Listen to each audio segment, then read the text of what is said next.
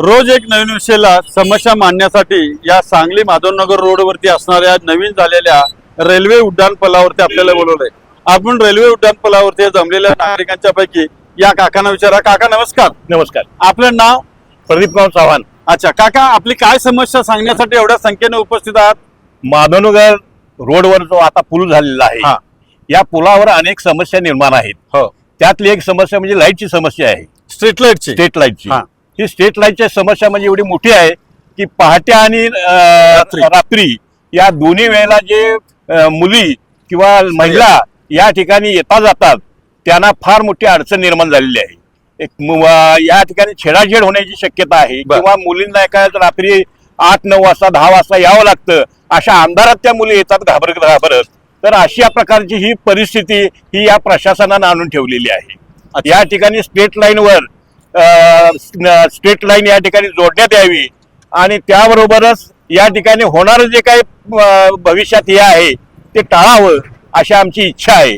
आणि या ह्याच्यात मुदत संपत आलेली असताना सुद्धा अजून या पुलाचं काम का अपुरं आहे हे समजायला मार्ग नाही।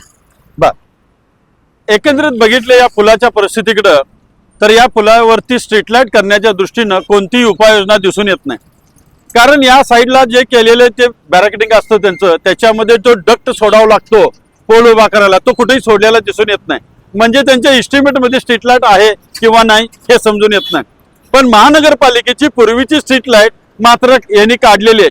मग ज्या अर्थी जुनी स्ट्रीट लाईट काढली त्या अर्थी नवी स्ट्रीट लाईट करून देणं हे क्रमप्राप्त आहे, तरी पण ते केलं गेलेलं नाहीये आणि ती समस्या निर्माण झालेली आहे। आज या पुलावरून किंमत कमी या साईडनं त्या साईडला जर जायचं म्हणलं तर हा ब्रिज पास करायला सुमारे 10 ते 15 मिनिटं लागतात आणि 10 ते 15 मिनिटाच्या याच्या कालावधीमध्ये संपूर्ण अंधार या ठिकाणी आहे आणि या संपूर्ण अंधारामध्ये आज महिला अगर मुली या ठिकाणासनं प्रवास करायला तयार नाहीत, म्हणजे पायी जायला तयार नाहीयेत।